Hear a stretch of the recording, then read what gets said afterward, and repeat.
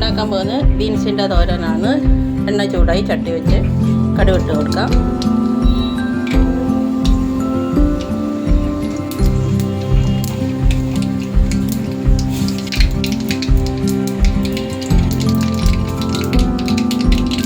ഇതിലേക്ക് നമുക്ക് ജീരകം ചേർത്ത് കൊടുക്കാം.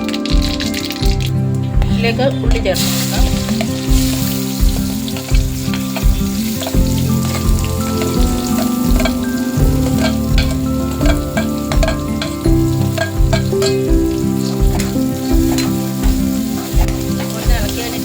ഇതിലേക്ക് നമുക്ക് മുറിച്ച് വെച്ച തക്കാളി കൂടെ ചേർക്കാം.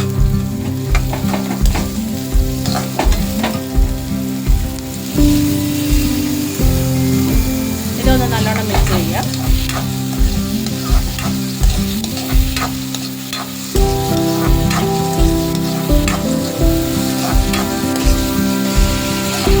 വഴന്നു വന്നിട്ടുണ്ട്. ഇതിലേക്ക് നമുക്ക് മുറിച്ച് വെച്ച ബീൻസ് ചേർത്ത് കൊടുക്കാം. പച്ചമുളക്, കറിവേപ്പില, ശകലം മല്ലിയില ഇട്ടൊരു പ്രത്യേക ടേസ്റ്റാണ്.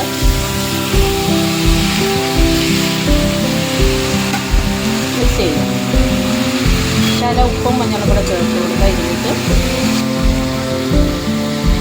ഉപ്പിട്ടു. ശകലം മഞ്ഞൾപ്പൊടി കൂടെ ചേർത്ത് കൊടുക്കുക. നല്ലോണം മിക്സ് ചെയ്യാം. നമുക്ക്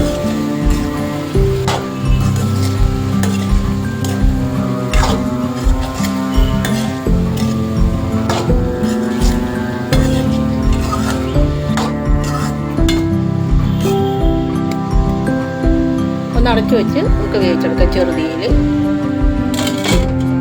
നമുക്കൊന്ന് തുറന്ന് നോക്കാം.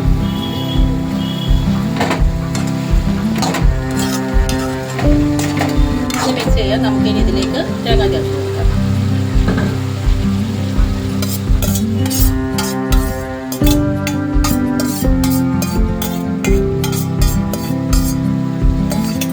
ഇതൊക്കെ ഇനി നമുക്കൊന്ന് മിക്സ് ചെയ്യാം.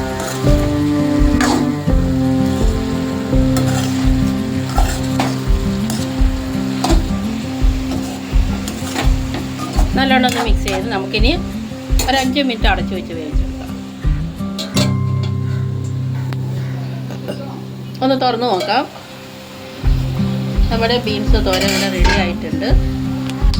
ഒരു പൊടിക്കൈയും കൂടെ ചെയ്യാം. അതിൻ്റെ മേളിൽ കൂടെ ശകലം പച്ച വെളിച്ചെണ്ണ തൂക്കിക്കൊടുത്ത് വേവിക്കരുത്. ഒന്ന് മിക്സ് ചെയ്ത്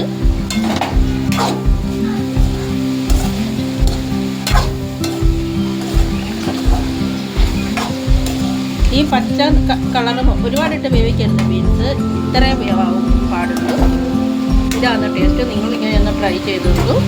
അപ്പോൾ നമ്മുടെ ബീൻസ് തോരൻ ഇവിടെ റെഡിയായി.